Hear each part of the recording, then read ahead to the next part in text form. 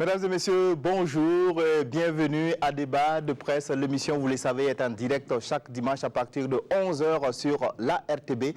Elle permet aux journalistes qui traitent l'actualité au quotidien de jeter un regard critique sur cette même actualité à travers des commentaires, des analyses et des décryptages. Alors pour ce dimanche, 4 sujets sont sur la table des débats, des sujets uniquement sur le plan national. Nous allons donc parler de l'accord trouvé entre le gouvernement et les syndicats du ministère en charge des Finances. Nous parlerons également de la grève de 96 heures décrétée par les avocats. La conférence de presse du chef de file de l'opposition qui s'est exprimé sur l'affaire des négociations entre le président du Faso et des groupes terroristes et sur le dialogue politique au Burkina est également au menu. Et enfin, nous dirons un mot sur la journée nationale du paysan qui s'est achevée hier à Gawa. Pour discuter de tous ces points de l'actualité nationale, je suis en compagnie de 4 confrères de la presse nationale. Abdoulaye Tao, de l'économiste du Faso, est avec nous. Bonjour. Bonjour. Nous avons avec nous Paul Miki Rwamba de Ouaga FM. Bonjour. Bonjour Sagnon, bonjour à tous. Autour de la table également Boukari Woba de Mutation. Bonjour. Nous avons également avec nous Inoussa Ouedraogo de Bendré. Bonjour. Bonjour. Merci à tous d'avoir accepté notre invitation. Alors, toute la presse en a parlé cette semaine. Le gouvernement et les syndicats du ministère des Finances ont trouvé un accord qui met fin à la crise qui secoue ce département ministériel depuis plusieurs mois. Mercredi, en Conseil des ministres, un décret portant réglementation de la prime de motivation a été adopté. Selon certaines informations, les agents des catégories A, B et C, par exemple, percevront respectivement 900 000, 700 000 et 600 000 francs par trimestre, et ceux des catégories 2 et E, 400 000 francs par trimestre. Alors, c'est une actualité que vous avez suivie. Est-ce que donc c'est un accord, selon vous en tout cas, qui permet de mettre fin à cette crise? Est-ce que c'est un accord que vous comprenez et que vous trouvez juste? Woba. Merci. C'est en tout cas, comme on peut le constater, un accord qui permet de mettre fin à la crise ou en tout cas de pouvoir observer une accalmie. Parce que depuis le 24-25 avril, quand on écoute les usagers des services des impôts, du trésor, ils affirment en tout cas que le réseau est revenu dans la maison. Donc le travail a pu reprendre progressivement. Voilà, et progressivement, je crois qu'ils sont en train d'atteindre leur vitesse de croisière au niveau de ces services-là. Je crois que c'est une crise qui avait quand même trop duré maintenant. On approchait pratiquement la ligne rouge. On aurait pu atteindre une paralysie générale de l'administration burkinabé, parce que c'est quand même la mobilisation des ressources. Il n'y a pas si longtemps, la chanson c'était que les caisses de l'État sont vides. Si les caisses de l'État sont vides et que pendant ce temps, on doit mobiliser de l'argent et qu'on ne part pas chercher l'argent là où il faut, donc disons qu'à un certain moment, plus rien n'allait pouvoir fonctionner. Donc il fallait absolument trouver une sortie de crise à cette situation-là. Qu'est-ce que vous pensez maintenant de l'accord lui-même? Qu'est-ce qu'on pense de l'accord? Je crois que ce que nous avons comme information, c'est ce que vous avez rappelé, ce qui est ressorti du Conseil des ministres. Donc, cette prime de motivation graduelle selon les catégories d'agents. Mais je pense que l'accord va au-delà de ça. Il doit avoir un document beaucoup plus complet qui montre d'une certaine manière les modalités, les ajustements éventuels. Et ce document-là n'est pas connu. Il n'est pas connu de vous et de moi. Moi, je pense que si on rendait public ce document-là, qui, de mon point de vue, doit exister, ça doit être un document qui a été certainement paraphé par les différentes parties. Donc, ce document-là, on gagnerait à le rendre public pour que nous puissions davantage apprécier. C'est tout simplement la continuité, c'est-à-dire que c'est le fonds commun qui continue, il n'y a pas eu de changement, malgré donc les conclusions de cette conférence sur les rémunérations des agents publics. D'une certaine façon, je crois entendre le ministre dire que le fonds commun est supprimé. En réalité, il n'est pas supprimé, il a été réellement redimensionné, ou peut-être on va même changer d'appellation. Mais je sais que le fonds commun, il demeure. Mais dans tous les cas, comme on est déjà dans une année en plein exercice, On attendra de voir les années à venir. Lorsqu'on sera en train de voter le budget 2020, vous allez voir certainement que les mêmes questions vont encore ressurgir. On comprendra réellement si ce fonds commun-là a été supprimé ou pas. Dans tous les cas, tant qu'il existe et qu'ils ne font pas de bruit, vous et moi, on n'est pas au courant. Vous savez que ça n'a pas été institué en 2015, en 2016. Il a toujours existé, mais nous n'en savions pratiquement rien. De ces sommes-là qui étaient redistribuées au niveau des agences. C'est parce qu'ils ont commencé à en parler que c'est devenu une affaire nationale. Donc si aujourd'hui on nous annonce que c'est supprimé et que dans la maison ils ont trouvé une entente qui fait qu'ils n'en font pas un débat public, vous et moi, peut-être qu'on n'aura pas l'occasion d'épiloguer là-dessus. D'accord. Alors, il y en a qui pensent, Inoussa, que c'est une façon de permettre aux financiers peut-être de payer les dettes qu'ils avaient contractées auprès des différentes banques. Qu'est-ce que vous en pensez? Moi, j'apprécie et je félicite les différents acteurs d'avoir finalement compris que c'est en s'asseyant sur une table de négociation et c'est en parvenant à un minimum qui puisse arranger les différentes parties qu'on pourrait résoudre la crise. De ce point de vue, je salue cet accord-là et j'espère vraiment que ça va permettre que pendant plusieurs années, quand même, on ne revienne plus sur ces débats-là parce qu'on a tourné pendant longtemps en rond. Cela dit, je pense également que le fait qu'ils aient plus ou moins transformé le fonds commun en prime de motivation et que c'est clairement ajusté, également permet aux populations de voir clair dans ce qui se passe. Mais j'ai cru comprendre également qu'au-delà des 25% qui avaient été annoncés et qui continuent, l'État burkinabé a fait l'effort d'ajuster en faisant en sorte que sur chaque mois, il y ait un peu plus de 100 000 francs qui s'ajoutent à ce que les travailleurs obtiendront sur leurs 25% pour qu'ils puissent faire face donc à la situation de dette qu'ils avaient dans les différentes banques. C'est un bon accord à mon avis. C'est vrai que cela ouvre encore une autre voie vers d'autres types de discussions, notamment avec les autres fonctionnaires qui, désormais... Oui, justement, les autres fonctionnaires regardent ça comme une sorte d'injustice, d'inégalité pour des gens qui travaillent pour le même État. C'est vrai, mais qu'est-ce qu'on fait? C'est une injustice peut-être, mais ça permet de résoudre d'autres problèmes. Peut-être qu'il faut également aux autres continuer leur lutte, parce que l'une des leçons également qu'on peut tirer de ce que le syndicat du Minefid a fait, c'est que seule la lutte paie et que quand on résiste face à ceux qui détiennent la réalité du pouvoir économique, on finit toujours par obtenir ce que l'on veut. Alors, juste préciser que ce n'est pas un appel donc, à la grève, parce que voilà, beaucoup de gens peuvent comprendre ça de cette façon. Nous ne sommes pas des responsables syndicaux et notre intention donc n'est pas d'appeler donc les autres syndicats à des mouvements de grève. Alors, attendu notre appel, hein. Voilà, en tout cas, les grèves ont commencé depuis le début du mandat du président et ce n'est pas de nous que c'est parti. C'était juste pour faire cette précision. Oui, alors, Tao, qu'est-ce que vous pensez de tout ça? Injustice ou bien, comme vient de le dire Inoussa, seule la lutte paye?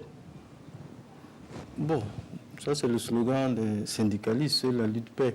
Mais je crois qu'ici, moi je m'interroge sur la nature aujourd'hui des luttes. Parce que quand des luttes vont consister bientôt à mettre tout un pays par terre, il faut que les gens interrogent leurs propres responsabilités. Les responsabilités sont partagées. Je ne dis pas que c'est que ceux qui revendiquent qui sont coupables. C'est l'État aussi, le gouvernement aussi est responsable de cette dérive qu'on est en train de vivre, parce que, comme on vient de le signaler, il y a d'autres syndicats qui vont entrer en mouvement, soit par imitation, parce que ceux des finances ont tenu dur, ils ont mis le pays en péril, ils ont résolu leurs problèmes, il ne faut pas que ça inspire d'autres. Maintenant, pour revenir au fond commun, je pense que, comme certains l'ont dit ici, je pense qu'il y a quelque chose qu'il faut remarquer, enfin, il faut regarder. Ça reste dans l'esprit de ce qui a été voté à l'Assemblée nationale. On a dit c'est insoutenable, il faut qu'on trouve une solution. Malheureusement, et c'est là où je dis que les responsables sont partagés, la loi a été votée depuis 18 décembre, et c'est seulement en avril qu'on a une réponse à ce qui est dit dans la loi, article 92 jusqu'à 94, qu'on allait prendre des mesures d'accompagnement. Oui. Pourquoi a-t-il fallu attendre que les travailleurs déclenchent ce mouvement avant qu'on arrive à cet accord? Bon, moi, cet accord, effectivement, permet de reprendre le travail. Mais là où je sais, ce qu'il faut signaler aussi, c'est que on reste dans l'esprit de la baisse. Ouais. Oui, par an, je pense que ça fait autour de...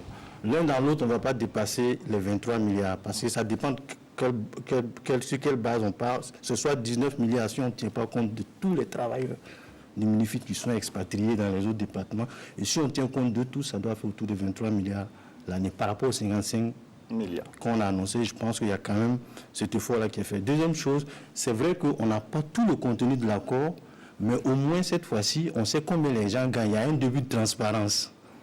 Hein? À quelque chose malheur est bon, comme on dit. Et autre chose qu'on pourrait peut-être ajouter, 3 ans. Et c'est là que moi, mon inquiétude, c'est un peu ça. 3 ans, après 3 ans, qu'est-ce qu'on fait? Parce que c'est le décret qui précise que c'est 3 ans. Après 3 ans, qu'est-ce qu'on fait? Est-ce qu'on ne va pas revenir ou bien revoir d'autres formes de revendications par rapport à ce fonds commun? C'est-à-dire qu'on a calmé les ardeurs des uns et des autres, mais peut-être qu'au bout de 3 ans, ça peut encore repartir pour des luttes. Oui, Paul Mouti. Alors, je pense que, comme les autres l'ont dit, on peut se réjouir de constater effectivement qu'il y a eu reprise effective du travail au niveau donc des travailleurs du ministère de l'économie et des finances. Ça, c'est un premier point d'acquis pour moi. C'est d'ailleurs le plus important parce que depuis janvier, pratiquement, ce sont les contribuables qui ont payé cash ce bras de fer entre les travailleurs du Minifit et le gouvernement. Deuxièmement, également, comme Tao l'a dit, certains l'ont dit avant lui, il y a eu effectivement une baisse parce que l'esprit de la loi a été respecté, parce que quand on parle justement de ce plafonnement, même si la terminologie a changé parce que le gouvernement ne voudrait plus entendre parler de fonds communs, mais plutôt de primes de motivation. Maintenant, moi, de ce que j'ai pu comprendre sur les 3 ans, c'est la mesure d'accompagnement qui est peut-être différente justement de ce plafonnement et qui est illimitée de mon point de vue dans la durée. Maintenant, pour ces mesures d'accompagnement annoncées, là aussi, il faut voir, parce que, bon, je crois bien, et pour répondre à une question que vous avez posée à Inoussa, c'est cette question justement de l'endettement chronique, entre guillemets, des travailleurs du Minifit qui a envoyé le gouvernement à faire cela. Et de ce point de vue, je pense que c'est là où les travailleurs du ministère de l'économie, des finances et du développement avaient raison, de mon point de vue, parce que cette question d'endettement, ça n'a pas commencé aujourd'hui, et c'est un gouvernement qui avait écrit aux banques pour demander justement, pour faire une forme de garantie sur le fonds commun, et on pouvait donc contracter des prêts sur ça. Donc si un autre gouvernement vient remettre ça en cause, il va falloir donc prendre ces mesures d'accompagnement. Donc de ce point de vue, beaucoup de Burkinabés ne comprennent pas pourquoi l'État fait des efforts pour éponger des dettes qui ont été contractées par des travailleurs, alors que tous les autres travailleurs de l'État ont également contracté des dettes, mais il faut renvoyer les uns et les autres à ce courrier de l'ancien ministre de l'économie, des finances et du développement, enfin le ministre Bembamba, qui a donc autorisé, et si vous voulez, les banques à le faire. Donc désormais, je pense bien que les leçons sont retenues par tout le monde,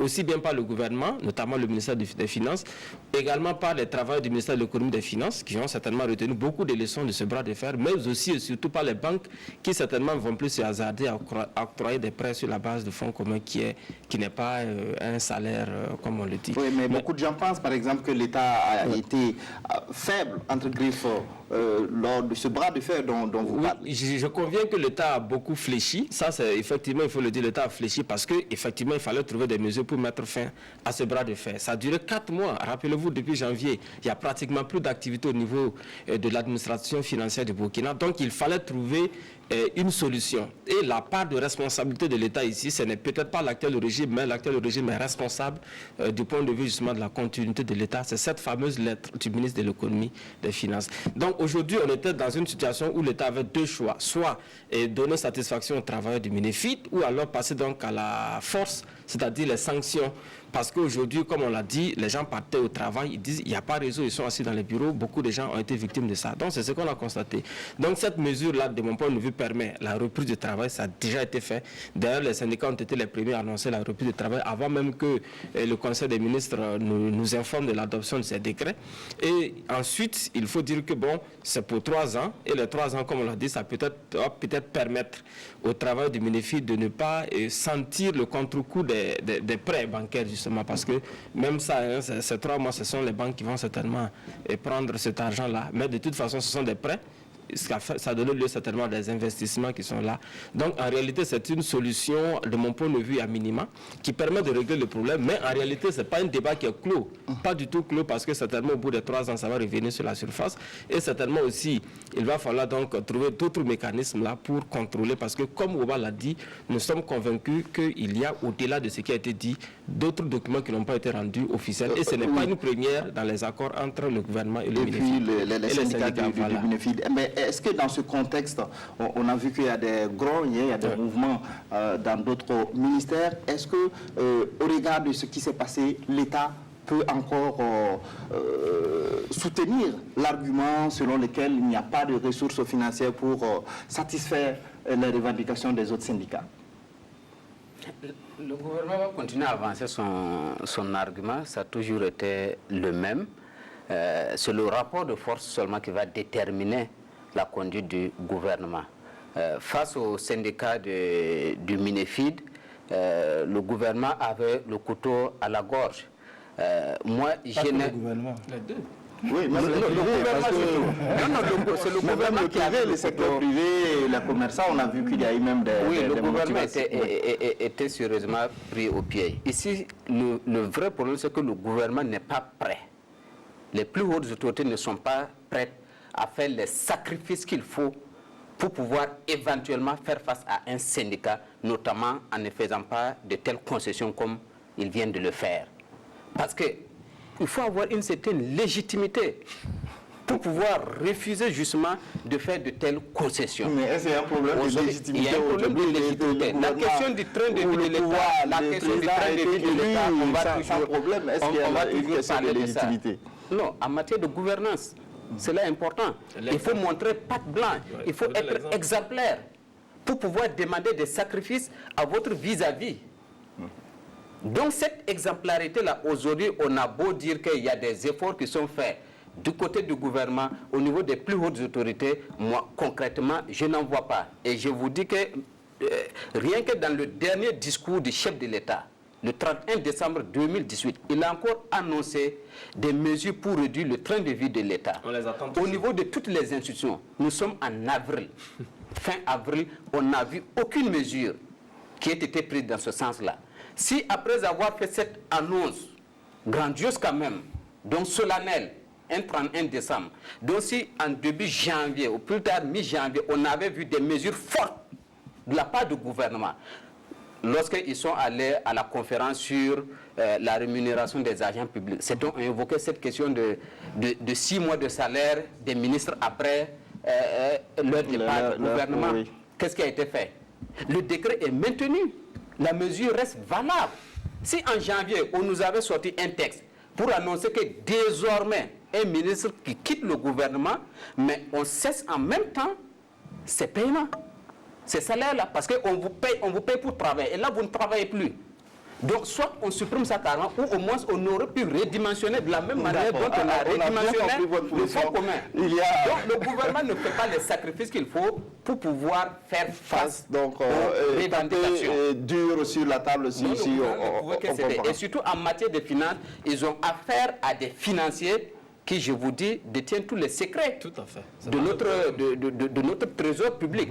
Ils savent ce qui se fait de jour comme de nuit. Donc ces gens-là sont à même de refuser. D'accord, on a bien compris votre position. Alors, comment vous voudrez réagir? Non, moi, je suis d'accord. Il y a un déficit de confiance. Et le déficit de confiance, la conséquence, là, c'est la surenchère sociale que nous avons actuellement. Parce que vous ne pouvez pas convaincre aujourd'hui un travailleur que l'État n'a pas les moyens. On a beau crier que les caisses sont vides, même si la réalité économique et financière est là, que nos ressources s'amenuisent, Mais personne n'y croit en réalité. Il y a un déficit de confiance qui est là. Il faut effectivement, comme tu l'as dit, il faut que l'État prenne des mesures fortes dans ce sens. Maintenant, mon inquiétude, c'est quoi? C'est que la course à la consolidation des acquis, là, ça n'a pas commencé cette année. C'est depuis l'élection du président du Faso. Donc tous les syndicats sont dans cette logique de consolider au maximum parce que tout le monde voit ce qui est en train de venir. Puisque le mot d'ordre, c'est de réduire justement les dépenses de l'État. La principale dépense de l'État, tout le monde a vu aujourd'hui que c'est le salaire. On n'investit même plus. Dans notre budget, vous voyez comment on investit. Donc s'il y a des efforts à faire, c'est dans ces rémunérations-là. Et tout le monde vous dit, non, si les syndicats sont très intelligents, justement, ils sont en défense en ligne, ils vont faire signer tous les décrets pour consolider toutes les négociations antérieures avant qu'on aille à la mise en œuvre justement de la conférence sur la rémunération. Et moi, je me pose des questions justement parce que je crois qu'on devait faire le point sur la conférence sur les rémunérations. Les commissions ont travaillé. Normalement, les gens devaient se retrouver. Avec tout ce qui arrive, je ne sais pas si ça va produire les résultats parce que, comment on appelle ça, les mesures sur le terrain de l'État, c'est contenu là-bas. Oui. Ils en ont parlé, la réduction des institutions, c'est là-bas. Donc il faut que ça se soit validé et transféré à l'Assemblée pour que ça rentre. Pour le moment, on ne peut pas le faire parce qu'on n'avance pas sur le dossier. Ça, c'est un problème. Alors, sur en tout cas les possibles revendications que peuvent mener peut-être les autres syndicats, il y a certains qui pensent que peut-être que les autres syndicats ne doivent pas regarder donc, ce qui s'est passé au Minefid, donc pour emboîter le même pas et peut-être éviter de mettre en péril peut-être l'État ou le fonctionnement de l'État au nom de l'intérêt supérieur de la nation. Mais là, c'est un conseil que vous donnez, mais ça reste un conseil. Les gens observent. On a vu ça dans certains médias, sur les réseaux sociaux. Alors, M. Sagnon, ça a déjà commencé parce que c'est que ce qui a été fait au niveau du Minefid, souvenez-vous que depuis janvier, il n'y a pas eu de mot d'ordre de grève. Hein. Les syndicats se sont tus. C'est le mouvement d'humeur qui a été donc conduit jusqu'à aujourd'hui et qui a abouti à cela. Donc, entre janvier et aujourd'hui, vous avez vu combien de mouvements d'humeur également ont été observés au niveau des syndicats. Les policiers l'ont fait. Actuellement, les GSP sont dedans et je pense que c'est la nouvelle méthode qui paye parce que quand on dit une grève, d'ailleurs même pour les avocats, ils ont dit aussi que ce n'est pas une grève. Hein. Les gens évitent effectivement le terme grève parce que la définition juridique renvoie à autre chose. Donc on a cette nouvelle méthode-là qui consiste à dire mouvement d'humeur, qui n'est pas décrété par un syndicat et c'est très suivi par les travailleurs concernés et personne ne peut être sanctionné. Donc aujourd'hui, il va falloir également que le gouvernement, dans une certaine mesure, s'adapte à cette nouvelle façon d'aller donc en revendication parce qu'en réalité, dans ce bras de fer-là, et c'est là où je voudrais venir justement, il y a qu'on a des victimes innocentes qui sont les contribuables. Quand on prend l'exemple seulement du cas du ministère de l'économie, des finances et du développement, puisque c'est le sujet qui est à l'ordre du jour pour le moment, on a perdu beaucoup d'argent au niveau des commerçants, des opérateurs économiques qui ont perdu beaucoup de marchés. Là, la perte, là, si on devait quantifier ça, vous allez peut-être tomber des nues. À côté de cela, également, le ministère des Finances nous annonce qu'il y a eu un manque à gagner dans les caisses de l'État pendant la période qui se chiffre à plusieurs milliards de francs CFA. Donc aujourd'hui, même si un accord a été trouvé, la question c'est de savoir qui devrait donc travailler à combler ce vide qui a été laissé. J'ai été bien heureux de voir qu'au niveau de la direction des impôts, on a même dit que les guichets vont être ouverts même les samedis. Donc en réalité, il y a un travail qui se fait pour rattraper le retard, mais en réalité, de l'argent a été perdu dans ce bras de fer. Ni les syndicats, ni le ministère ne va payer. Ce sont les contribuables qui payent cash. Et donc, ce sont des leçons à tirer pour faire en sorte que demain, s'il y a des revendications de cette nature, épargner les contribuables qui sont totalement innocents de cela. Donc, est-ce que ça c'est possible? Ce n'est pas possible en réalité. Vous avez vu qu'on est passé à côté d'un autre mouvement d'humeur au niveau des contribuables qui ont dû manifester à un moment donné. On peut imaginer. J'avais donné jusqu'à fin avril. Justement, si les choses n'étaient pas rentrées dans l'ordre, on allait peut-être passer à d'autres vitesses supérieures si les contribuables se mettent donc à manifester, à faire des casses au niveau donc des services de l'administration. Aujourd'hui, on allait dire qui est responsable. C'est très dangereux donc il faut tirer. Je pense que c'est cette pression, peut-être cette pression sociale là aussi, qui a abouti à cet accord. C'est pour ça que moi je ne veux pas dire que c'est un bon accord, c'est un mauvais accord, mais c'est un accord qui permet de sauver tout le monde en réalité. Parce que les annonces qui étaient faites dans les coulisses, les marches et les protestations et les mouvements sociaux qui étaient prévus pour le mois de mai, je ne sais pas si le gouvernement allait pouvoir le gérer, parce que ce sont des entreprises, des commerçants qui étaient en train de se coaliser pour dire non, respectez-nous. Voilà, c'est quand même leur argent qui va servir à tout ça. Repris, mais de l'argent déjà perdu. Oui, mais ça maintenant, c'est aux structures concernées. Bon, les entreprises, elles sont représentées à la Chambre de commerce, il y a le patronat, il y a les organisations de commerçants. C'est à elles de voir comment on peut discuter maintenant avec qui doit pouvoir. On va écouter Inoussa sur la question et puis avancer dans le débat. Inoussa. Bon, je trouve quand même que on est face à une situation où on n'a pas d'autre choix que de continuer. En 87, le président Thomas Sankara disait qu'il était comme sur une pente où à gauche et à droite, il y avait des précipices. Oui. Et il ne lui restait donc qu'à continuer à pédaler. Je pense que notre pays est dans cette situation actuellement, notamment le gouvernement, par rapport à la question donc des revendications salariales des fonctionnaires. Depuis 2016, le président Roch Kaboré a accordé aux magistrats des avantages. Les autres ont vu, le bras de fer continue. Justement, sur ce point, il y a des gens qui pensent que ce qui a été fait au Minefid, là, c'est entre griffes la même erreur que alors, on a fait en accordant des avantages aux magistrats. C'est ce que j'ai dit, et ça va continuer, parce que je n'appelle pas à la grève, mais c'est des constats que les enseignants ont annoncé qu'ils ne vont pas laisser. Les agents de santé vont continuer. Ça veut dire quoi? Que nous sommes tous responsables.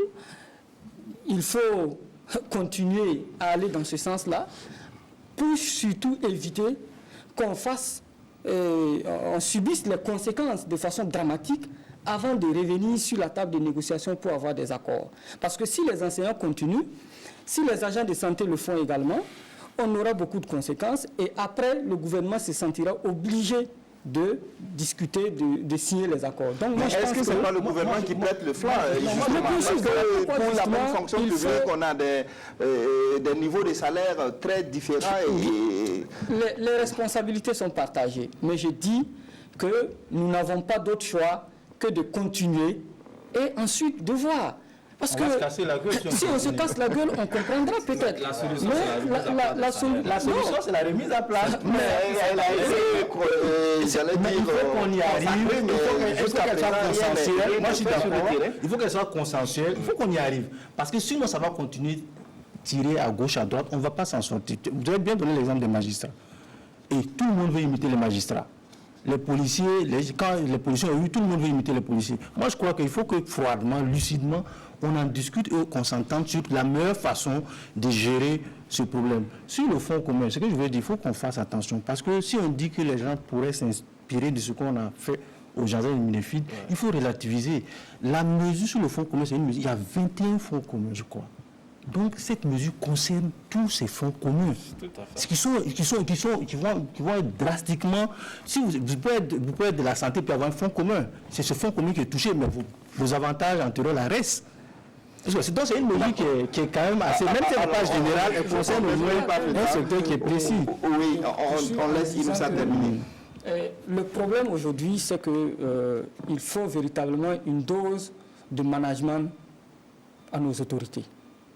Parce que les différentes crises qu'on voit là, à mon avis, relèvent moins de l'incapacité des syndicats ou des gouvernants à s'asseoir pour discuter que plutôt que de la capacité de ceux qui dirigent à établir une relation de confiance entre eux et les acteurs sociaux. C'est ça qui est posé. S'il y a un minimum de confiance, s'il y a un minimum de management et de leadership, il n'y a pas de raison qu'on veuille faire 100 pas ou 1000 pas sans ceux avec qui on travaille.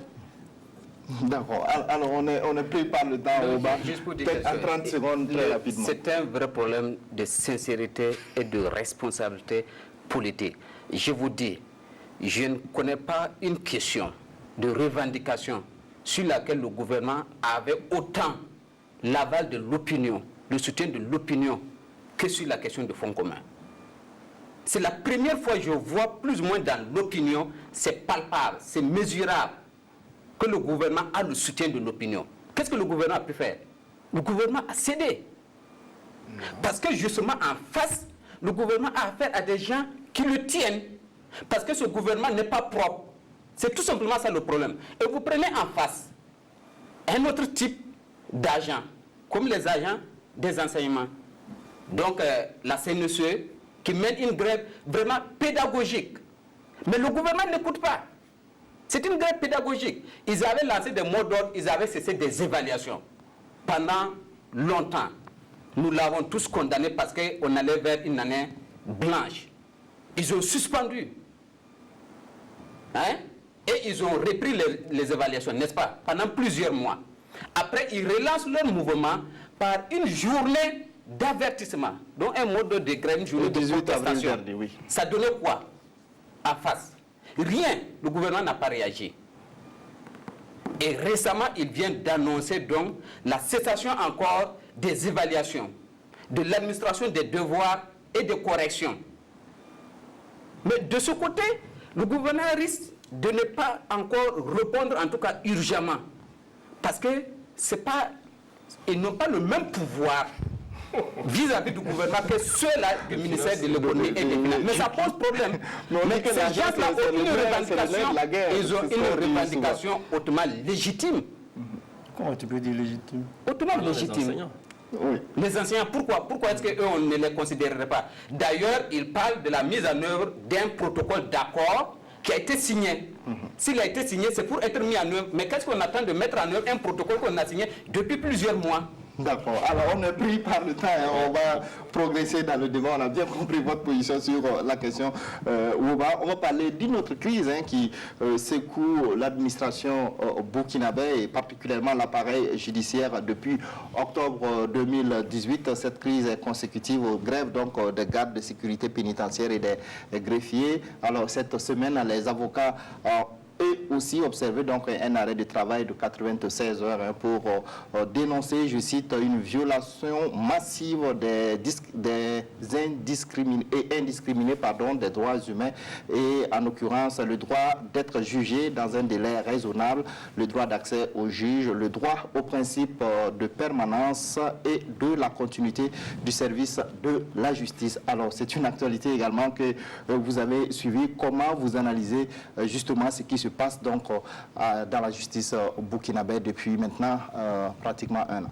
Alors d'abord les avocats. Alors si je m'en tiens à ce qui est dit dans leur déclaration, c'est que si c'est sincère en tout cas, ils s'érigent ici en avocats du grand public. Ce n'est pas des avocats des individus, mais des avocats du grand public, c'est-à-dire des gens qui sont victimes de la justice aujourd'hui au regard des dysfonctionnements que l'on a constatés depuis octobre 2018. Effectivement, depuis octobre 2018, on a constaté que la justice fonctionne au ralenti et ce qui est pire dans cette situation, c'est que ça ne semble inquiéter personne, en commençant par le gouvernant. Parce que bon, ce sont des histoires où les victimes, ce sont des petites gens, comme on le dit, des gens qui ont été condamnés, qui attendent d'être jugés, qui ne le sont pas. Donc, de ce point de vue, je suis entièrement d'accord avec les avocats qui ont observé cet arrêt de travail, cette suspension des activités juridictionnelles pendant 96 heures, comme ils l'ont dit, mais ils ont vite fait de préciser que ce n'est pas une grève, parce que d'ailleurs, c'est l'ordre des avocats. Mais quand on ne travaille pas, non, parce que le terme, il faut faire attention. Je pense qu'ils l'ont dit. C'est un arrêt de travail. Ils ont dit un arrêt de travail, un arrêt des activités juridictionnelles. Ce n'est pas une grève, ce n'est pas un mouvement d'humain, ce sont les propos du bâtonnier. D'ailleurs, le bâtonnier, l'ordre des avocats, ce n'est pas un syndicat, de ce que je sais. Parce qu'il y a quand même le syndicat des avocats, il faut qu'on fasse attention. Oui, parce que la décision a été prise par l'ordre des avocats. C'est d'ailleurs Oui. l'ordre des avocats qui est rentré en négociation aussi avec le gouvernement à travers le ministre de la Justice. Donc, en réalité, de mon point de vue, ils ont tout à fait raison de suspendre leurs activités 96 heures pour voir un peu, pour mettre cette pression utile sur le gouvernement afin que le gouvernement de son côté tente de régler le problème. Parce qu'en réalité ici, il y a des victimes silencieuses dont les avocats se font les porte-voix ici. En tout cas, tous ceux qui sont en prison, qui ne peuvent pas être présentés même pas devant un juge, voilà, parce que les greffiers et la GSP également donc, Exactement, ne travaillent pas. Oui, Tao. Ça dit que si on regarde la litanie des grèves, je me demande dans quelle direction ce pays-là va. Parce qu'il n'y a pas un secteur aujourd'hui qui n'est pas touché par ces mouvements. Et la justice, depuis, je crois, plus d'une année, la justice, c'est au ralenti. C'est au ralenti et c'est inquiétant parce que ceux qui sont là-bas ont souvent... Le paradoxe, c'est que la plupart des acteurs là-bas ont prêté le serment, servir, machin. Et aujourd'hui, on a l'impression que ce pourquoi... Parce que moi, je suis un fervent partisan du service minimum. de la justice, même du service public, service minimum dans le service public. Parce qu'on peut être dans un mouvement de grève légitime, mais ce pourquoi vous êtes payé, parce que c'est le service public. Ah oui. Parce que c'est le service public. Il faut qu'il y ait un minimum de service public pour que même ça fonctionne au ralenti, qu'on sache que, effectivement, compte tenu du fait de la grève, bon, tous les services ne sont pas disponibles, mais il y a un minimum qui est fait. Voilà, aujourd'hui, quand les GSP grèvent, tout le système est bloqué. Quand les greffiers... réclament également l'application de certains accords. Justement, on en revient justement au problème du MINEFID. Mais ça, là, c'est différent. Ici, c'est des accords qui ont été signés, des protocoles d'accords qui ont été signés, et dont on attend justement les décrets d'application. Pour la plupart, c'est ça. Et je crois qu'il y a un lot qui a eu déjà son accord. Et je pense que vu l'urgence, les prochains décrets aussi vont sortir pour les autres corps. C'est vrai que le gouvernement est dans une posture qui n'est pas vraiment agréable. Il ne faut pas attendre d'être le dos au mur pour gérer une situation. Il faut anticiper, il faut avoir cette capacité d'anticiper les crises et d'éteindre les feux, comme on dit, avant qu'elles ne se déclenchent. Malheureusement, on a l'impression que le gouvernement est très, très lourd sur certains dossiers et ce n'est pas bon, ça pourrit l'atmosphère sociale. D'accord, oui, en tout cas, on sait qu'une des conséquences de cet arrêt de travail, j'emprunte le mot de Paul Muki qui dit que ce n'est pas une grève, c'est la suspension, justement, du procès du putsch manqué donc, de septembre 2015. C'est l'une des conséquences, mais pire, je pense qu'il y a pire que ça, parce que, bon, eux, au moins, ils sont dans des situations plus ou moins... C'est pas agréable, mais je pense qu'il y a eu des avancées notables là-bas. Mais il y a les petites gens qui souffrent. Hein. Il y a des gens qui sont gardés à vue. Aujourd'hui, les prisons sont bondées. Et avec cette chaleur-là, j'imagine que ça doit être pénible pour ces gens-là de vivre de telles situations, simplement parce que des gens estiment que par rapport à leurs conditions de travail, ils ne sont pas satisfaits.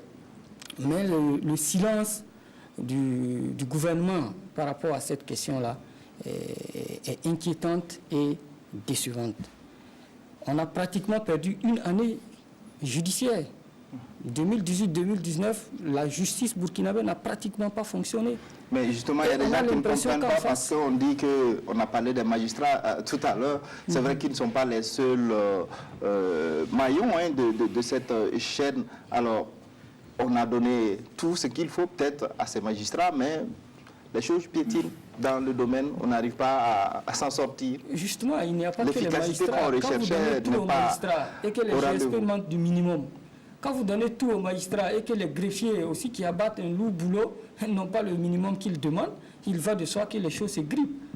Mais je pense que, je l'avais dit, c'est une question surtout de management. C'est une capacité aussi à dialoguer et à amener les autres à nous faire confiance. Parce que eux aussi, ceux qui sont en grève, je vais dire, sont des humains. Ce sont des Burkinabés, ce sont des patriotes. Ils aiment ce pays autant que ceux qui dirigent. Mais si à un moment donné, les gens sont obligés de jeter leur va-tout dans la lutte, au point de sacrifier souvent la vie d'autres Burkinabés, ça veut dire qu'il y a problème, ça veut dire qu'il y a malaise, ça veut dire qu'il y a incapacité aussi de la part de nos dirigeants à poser les vrais problèmes et à amener les acteurs sociaux à avoir un minimum de confiance. C'est de ça qu'il s'agit.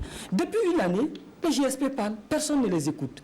Peut-être parce qu'ils n'ont pas la force des agents des finances, parce qu'ils n'ont pas la force que la police ou la troupe a quand il s'agit de ce genre de choses-là. Mais non, il faut qu'à un moment donné, on cesse et qu'on considère tout le monde, tous les fonctionnaires, tous les Burkinabés, où qu'ils soient, d'accord. On avait vu gardien jusqu'au, je ne sais pas, au plus grand ministre, que nous comprenions que nous sommes tous au service de ce pays et que nous devons tous avoir les mêmes égards et le même respect. C'est parce que les gens ont l'impression de ne pas être respectés. qu'ils agissent par on a comme vu ça. dans ce secteur, en tout cas, que le gouvernement a tenté, en tout cas, la fermeté, entre-temps, donc, avec, je pense, le licenciement des 10 GSP, qui finalement n'a pas abouti. On a vu que finalement, en tout cas, un des directeurs généraux de la garde de sécurité, voilà, pénitentiaire a été, donc, a démissionné. Mais tout ça n'a pas réglé, ou n'a pas permis de résoudre cette crise. Cette fermeté-là ne va pas jusqu'au bout. Quand je décide d'être ferme avec mes enfants, je commence par m'appliquer moi-même cette fermeté. Et c'est ce qu'ils ne font pas. La question des 10 GSP qu'ils ont licenciés, le Conseil d'État a remis ça en cause. Voilà, mais rien n'est fait. Donc, à un moment donné, il faut qu'on accepte vraiment, quand on s'est trompé, quand on a commis des erreurs, de reculer pour pouvoir mieux sauter. Il n'y a pas de honte à cela. Et je voudrais ajouter que lorsque le directeur de la GSP a démissionné, 3-4 jours après, il a été renommé pour être casé. Et ça fait 3 mois que les GSP n'ont pas de directeur.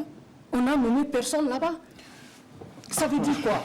Ça veut dire qu'il n'y a pas de précipitation. Oui, il n'y a pas d'urgence. La situation peut-être est maîtrisée entre griffes. Oui, Woba, dernière intervention. Je crois vraiment que nous sommes sur pilotage automatique. C'est une navigation à vue. Par rapport à cette question sociale qui est toujours présente, là encore, je vous renvoie au discours du chef de l'État 31 décembre 2018. Le président de Faso a annoncé l'ouverture d'un dialogue social. Et séance tenante, il a dit qu'il charge le Premier ministre d'entreprendre les contacts, les démarches dans ce sens. Il charge le Haut Conseil pour le dialogue social d'entreprendre les démarches dans ce sens. Et le Premier ministre Paul Kaba-Thieba, avant de rendre sa démission, avait commencé ça. Il est remplacé par Christophe Dabiré, qui vient. On a oublié le dialogue social, on nous annonce dialogue politique. Nous sommes dans le dialogue politique. Le président a annoncé le 31 décembre dialogue social. Où en sommes-nous avec le dialogue social? Quels sont les actes qui ont été posés dans le sens du dialogue social? Qu'est-ce qui s'est passé pour qu'on rende ça? En tout cas, c'est pratiquement ça. Parce que je ne vois rien qui est fait sur le terrain en matière de dialogue social. Et actuellement, nous sommes dans le dialogue politique. En tout cas, c'est ça l'agenda qui est en train d'être déroulé actuellement. D'accord. Alors, on va rester dans ce dialogue politique pour changer de sujet en même temps parce qu'on est talonné par le temps. Oui. Alors, Zéphiré Diabré, lors de la conférence de presse du CFOP, le jeudi dernier, c'était l'un des principaux points, en tout cas, à l'ordre du jour. Alors, sur ce point, il dit ne pas comprendre, en tout cas, le gouvernement parce que concernant le dialogue politique annoncé en début de mois pour la fin avril, le CFOP a fait remarquer en tout cas que l'opposition ne sait pas où va se tenir ce dialogue, quels sont les points qui y seront débattus, ni comment vont se dérouler les travaux. Alors, oui, c'est assez étonnant, justement parce qu'il n'y a pas eu certainement une feuille de route. Nous-mêmes, dans nos différents services, quand on te confie même une petite tâche, tu t'assois et puis tu élabores des TDR. Il faut des termes de référence. Quels sont les termes de référence pour le dialogue politique que le chef de l'État a annoncé? Moi, je ne les ai pas vus. Donc, c'est normal que le CFOP même ne sache pas de quoi on veut discuter, quels sont les objectifs, quels sont exactement les partis concernés. Et j'ai vu qu'apparemment, on était parti pour parler uniquement d'élections en 2020 et de l'éventuelle adoption de la Constitution pour passer à la 5e République. Et je vois que le CFOP a sorti une batterie donc, de thématiques. Alors oui, le CFOP parle de la situation sécuritaire, de la réconciliation nationale, de l'unité nationale, de la cohésion, de code électoral, de la gouvernance. Si on met tout ça dedans, ce n'est plus le dialogue politique tel que moi je le voyais. Parce que tel qu'ils avaient vu ça, ça pouvait être un dialogue uniquement entre politiciens. Mais si on doit discuter de toutes ces questions, ça devient un dialogue national. Mais ce sont des questions d'intérêt national. Oui, mais ça ne peut pas être discuté entre majorité, opposition et puis le gouvernement. Ce n'est pas possible. S'ils doivent discuter de toutes ces questions-là et que ça va s'arrêter au CFOP, à la PMP et le gouvernement, mais ça ne va pas. Il ne peut pas aller discuter de sécurité là-bas sans nous. Ce n'est pas possible. Mais c'est un dialogue politique. Sont des représentants entre griffes. Non, ce n'est pas possible. Ni le CEPOP, ni la PMP. C'est des élus. Des élus comment? Non, c'est des partis politiques, c'est des associations. Absolument, les partis politiques, ce sont des associations. Alors, on a bien compris votre position. C'est un dialogue national qu'on veut ouvrir si c'est pour aborder tous ces sujets-là. Donc, il faut d'abord définir les différentes composantes de la nation. Pour qu'on ouvre ce dialogue. Alors ça, c'est peut-être... Il y en a qui ont refusé parce que ce n'était pas le cadre. Voilà, d'accord, oui, Paul Niki. Je crois que Oba a raison, tout à fait raison. Il y a un tâtonnement dans cette histoire de dialogue-là. Parce que, pour rappel, il faut savoir que c'est le chef de l'État qui a eu cette initiative et le Premier ministre a commencé les travaux. Après, l'opposition qui était invitée à la table est venue avec un nouvel agenda pour proposer justement des points, aller au-delà justement des élections de 2020, le code électoral et puis la nouvelle constitution, pour prendre en compte des sujets d'actualité nationale. Ça, c'est tout à fait normal. Mais on a constaté effectivement un mépris de la part du pouvoir, notamment le chef de l'État et son Premier ministre, vis-à-vis de l'opposition, parce qu'ils ne sont pas revenus donc pour préciser les choses, étant donné qu'une date avait déjà été annoncée, le 27 et 28 avril, si ma mémoire est bonne. Oui, qui coïncidait avec la journée. Voilà, l'opposition a vu l'agenda du président du Faso. L'agenda du président du Faso était suffisamment clair avec la journée du paysan. On n'a pas vu justement cette rencontre dedans. C'est pour ça que dès jeudi, il y a eu cette conférence de presse pour dénoncer justement cette façon de faire. Mais dans tous les cas, est-ce qu'on peut comprendre ces dysfonctionnements? Non, c'est pas. Est-ce qu'on peut prévoir pour un État des activités assez importantes pour le pays pour les mêmes dates? C'est pour ça que l'opposition se plaît justement, parce que c'est un mépris. Et on a l'impression qu'on a donné la date comme ça, et en entendant de voir, tout en sachant que ça ne sera pas tenu. Mais en même temps aussi, il faut savoir que l'ordre du jour, là, tel que Oba l'a défini ici, on a des points qui ont été ajoutés, et les sous-points, le tout, ça fait quand même 39 points. Ça devient assez lourd, et il était clair qu'on ne pouvait pas tenir ça dans les délais requis. Mais il aurait fallu quand même une bonne dose de communication. Moi, je regrette le fait justement que ces deux partis communiquent par médias interposés, parce que j'ai vu que l'opposition s'est plaint. D'ailleurs, demain, lundi, la PMP sera face à la presse, certainement sur la même question pour dire ce qu'il en est, en entendant d'avoir la version de la PMP, c'est-à-dire la mouvance présidentielle, pour voir ce qu'il en est. C'est quand même malsain parce que on était parti pour un dialogue et le premier contact, déjà, c'était un échec. Donc, on se demande quel va être l'avenir de ce dialogue politique entre deux partis qui se regardent en chaîne de faïence et qui se jouent donc la plus malin. En tout cas, Zéphirin Diabré, lors de cette conférence, a dit que, en tout cas, l'opposition ne se prêtera pas à une action de marketing politique dans laquelle le pouvoir va utiliser l'opposition, en tout cas pour soigner son image. Mais c'est déjà un faux départ. Il a raison. Je pense que lors de l'audience avec le président du Faso, quand il est sorti, et moi je pense même si RFI il a répondu à cette question, il a dit, si c'est pour parler des questions qui n'intéressent pas l'opposition, eux, ils n'y seront pas. C'est-à-dire qu'ils ne veulent pas être des motards d'une situation, accompagner une situation. Mais aujourd'hui, comme Oba l'a dit, l'agenda politique au niveau du Burkina, c'est quoi? C'est les élections qui arrivent, c'est la question du référendum. Les élections, tout le monde est déjà en ordre de bataille. Maintenant, il s'agit de savoir comment on agence tout ça avec le référendum qu'on n'a pas pu faire dans les délais.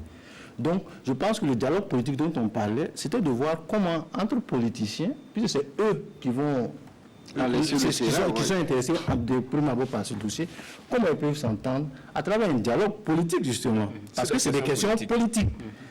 Mais moi, à ma grande surprise, quand j'ai vu la plateforme de l'opposition hier, j'ai dit ce n'est plus le même agenda.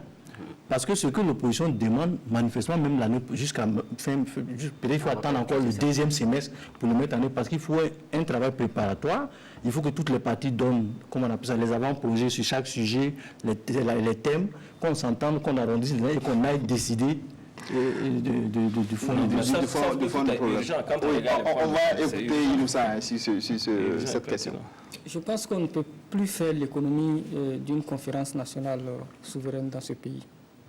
Il faut aller à ça. On l'a évité dans les années 90. Je pense qu'il y a nécessité qu'on y aille et qu'on définisse clairement les modalités de notre vivre ensemble.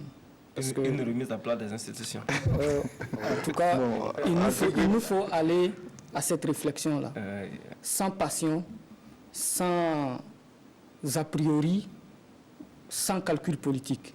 Parce que tant qu'on continuera dans le mensonge, on n'avancera pas. On n'avancera seulement que d'un pas. Et le lendemain, les autres sauront qu'on a menti et ils reculeront. Nous sommes dans ce cycle-là. Depuis des années, nous n'arrivons pas à nous en sortir. On a eu des CCRP. Ouais. Les hommes politiques, moi je l'avais dit sur ce plateau, le véritable problème, c'est quand chacun descendra de ses propres calculs politiques pour aller à la rencontre de ceux pour lesquels il prétend travailler, les écouter et travailler dans ce sens-là. Si le président du Faso sort de son palais de Kossiam et qu'il accepte d'aller en toute humilité à la rencontre des Burkinabés, qu'il soit de l'opposition ou de la majorité, qu'il soit politique ou non politique, on connaîtra un début de solutionnement à la situation que nous vivons. Mais je regarde aussi la liste des préoccupations qui ont été soulevées par l'opposition et je me rends compte que certains points relèvent beaucoup plus tôt de la gouvernance que d'un véritable dialogue politique. D'accord. Ok, on a compris vos différents points de vue. Il y a un véritable problème. Effectivement, peut-être il y a la sincérité des acteurs. Mais quand vous regardez la plateforme, on a quand même des institutions qui sont là depuis quelques années. Donc on dit qu'ils sont budgétivaux. Le médiateur du Faso, le Haut Conseil. Il y a beaucoup de problèmes qui peuvent être traités de façon sectorielle pour améliorer la gouvernance du gouvernement. Mais malgré la présence de ces institutions, la qualité du dialogue social n'est pas au niveau où les gens souhaitent et on est tout en train de gérer des crises de façon intempestive. D'accord. Alors, on va rester sur la conférence de presse du CEFOP qui s'est également exprimé sur, entre griffes en tout cas, ce dialogue que le président du Faso aurait entamé avec des terroristes, en tout cas présumés. Il faut dire que l'information donc a été démentie par le ministre en charge de la communication. Alors, mais pour Zéphirin Diabré, en tout cas, alors je le cite, si l'information se confirmait, il y aurait de l'incohérence doublée de tâtonnement dans la manière de gouverner de M. Kaboré, puisque à maintes fois déclaré donc qu'il ne négocierait pas avec des terroristes. Alors, en un tour de table très rapidement, alors est-ce que vous pouvez vous prononcer sur cette réaction donc de Zéphirin Diabré? Non, bon, qu'il y ait tâtonnement, c'est possible. Mais à partir du moment où le gouvernement, moi je suis un peu dubitatif parce que même les Américains qui disent qu'ils ne négocient pas avec les terroristes ont des canaux pour négocier avec les terroristes. Le gouvernement peut ne pas négocier directement avec les terroristes, tout dépend des enjeux, de ce qu'ils recherchent, mais on ne peut pas, j'allais dire, systématiquement fermer la porte à un dialogue. S'il y a une possibilité de dialoguer pour trouver une solution à la crise, pourquoi pas? Il y a beaucoup de gens qui pensent que si c'est possible. Maintenant, la question des principes, c'est un principe républicain et pour beaucoup d'États qui ne veulent pas ouvertement. Parce que si vous mettez la dernière négociation entre terroristes et choses, comme on appelle ça, un pays européen, ils ont dû payer $500 000, je crois, 500 000 pour libérer un otage. Si vous rentrez dans cette situation, pour des pays qui déjà ont du mal à payer leurs fonctionnaires, moi je ne sais pas où est-ce qu'on va aller. Maintenant, effectivement, c'est délicat. Je reconnais que c'est très délicat. On va donner les moyens à nos forces d'essayer de contenir. Mais si, par hasard, la négociation avec ces gens-là pouvait permettre de s'en sortir, de calmer la situation. Pourquoi pas? Parce que récemment, on a vu en tout cas l'assassinat de ces 5 enseignants, qui en tout cas a fait couler beaucoup d'encre également sur les réseaux sociaux. Est-ce que justement, il ne faut pas aller à cette négociation doublée de cette action militaire, peut-être pour mettre fin donc, à ce péril terroriste? La négociation, moi personnellement, je n'ai jamais été contre, comme Tao l'a dit, mais ce n'est pas quelque chose que l'on dit comme ça. C'est pour ça d'ailleurs que j'apprécie le démenti du ministre porte-parole du gouvernement, parce que on ne sait pas comment est-ce que le journal a fait pour avoir cette information qui semble être crédible, je n'en sais rien. Mais dans tous les cas, ce n'est pas, de mon point de vue, l'information qu'il faut. Comme Tao l'a dit, quand même, il y a eu quand même des négociations entre des groupes terroristes et certains grands pays. Il a cité le cas des États-Unis, il y a même le cas de la France qui a négocié avec les talibans. Mais ça a été fait de façon souterraine. C'est après coup que l'information a été portée. Donc, de mon point de vue, ce n'est pas bon que ça soit aussi ainsi divulgué. La grande question, c'est de savoir si c'est vrai qui a donné l'information information. Peut-être elle sort maintenant. Voilà. Justement, pourquoi maintenant cette information est sortie? Il y a peut-être une intention derrière. Ouais, cette intention derrière, mais il faut l'attribuer. l'information. Quand il y a une négociation, c'est deux camps.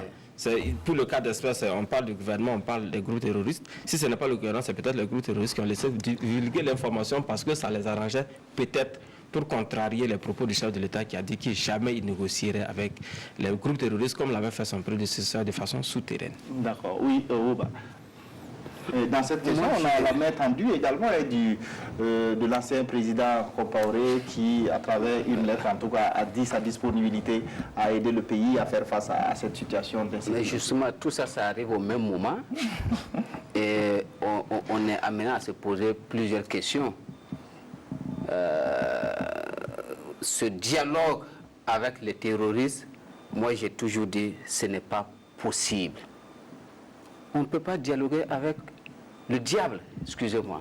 C'est pas possible. Parce que ce que le diable veut, c'est votre âme. Donc vous lui cédez votre âme. Et mais les autres ont cité des pays qui ont négocié avec les terroristes. Si on a enlevé un Burkinabé et qu'on veut le libérer, on négocie et on libère le Burkinabé. C'est de ça qu'il s'agit. On a enlevé un Burkinabé, on négocie et on libère le Burkinabé. Donc il ne faut pas négocier pour demander de ne pas attaquer son pays, par exemple. Et la contrepartie, c'est quoi? La contrepartie serait un pacte de non-agression où nous allons leur céder nos hôtels, comme on l'a fait autrefois, une partie du territoire où ils vont s'installer et puis ils vont attaquer d'autres pays. Mais c'est ça le terrorisme, puisqu'ils ne peuvent pas cesser leur activité terroriste. Ça ne peut pas cesser. Vous vivez en tant que journaliste, eux vivent en tant que terroristes. S'ils ne terrorisent pas, ils ne vont pas vivre. C'est leur activité au quotidien. Vous voulez négocier avec eux. La contrepartie, ça va être quoi? C'est qu'ils vont se servir de vous pour pouvoir attaquer d'autres. Et là, j'ai dit, je suis contre. Et cet article en question, moi je l'ai lu. Il faut justement continuer à enregistrer des morts chaque semaine. Ça fait plus de 300 morts. Ça fait plus de 300 morts. C'est trahir. Il ne faut pas mettre fin justement à cette tragédie. C'est trahir déjà le sacrifice de ces Burkinabés-là qui sont tombés. Mais il y a d'autres qui vont tomber justement s'il n'y a pas de solution. On va continuer à tomber et on ne va pas finir. Il n'y a pas un pays que le terrorisme a réussi justement à occuper. Est-ce qu'il y a un pays que le terrorisme occupe et il gouverne? C'est quel pays? Il n'y en a pas. Oui, alors... Donc nous allons tomber, mais d'autres Burkinabés seront là. Ok, on va écouter Moussa sur la question. Bon, je pense que la... on a vu deux argumentaires. Paul Miki dit qu'il n'est pas très fermé à cette négociation, ainsi que Tao. Mais à condition sur quoi on discute. Mais Ouba est catégorique. Il y a eu une évolution justement dans les termes. Vous voyez, on parle d'individus armés non identifiés. Quand on commence à parler de discussions, ça veut dire qu'on a commencé à identifier ceux qui nous attaquent. Si on les a identifiés, et que l'objectif c'est de savoir pourquoi ils nous attaquent, on peut bien entendu s'asseoir pour discuter. La Première Guerre mondiale, la Deuxième Guerre mondiale ont tous pris fin parce que justement, des gens à un moment donné se sont assis et ils ont parlé. Maintenant, le problème n'est pas la discussion. Le problème, c'est les accords. Qu'est-ce qu'on cède? Les compromis. Si les compromis deviennent compromissions, là, il y a problème. Mais s'il faut discuter, pour le dire, parce que ce qu'on ne doit pas oublier, c'est que le terrorisme a un contenu d'abord idéologique. Et que cette guerre-là est la continuation de la politique par d'autres moyens. De ce point de vue, j'ai dit oui, nous pouvons discuter à partir du moment où nous avons identifié ceux qui nous attaquent. Si nous les avons identifiés, nous discutons avec eux pour les comprendre. Alors, ça va être le mot de fin. Je suis désolé, il est midi. Donc, nous avons épuisé l'heure qui nous a été consacrée pour débattre. Donc, on n'a pas pu parler de la journée nationale du paysan. Peut-être qu'on aura l'occasion de revenir sur cette actualité dans nos prochaines éditions. Merci à vous, en tout cas, de nous avoir suivis. Merci également également pour vos différents commentaires autour de cette table. Voilà, l'émission plutôt est donc arrivée donc à son terme. Merci de votre fidélité. Restez en compagnie de nos programmes.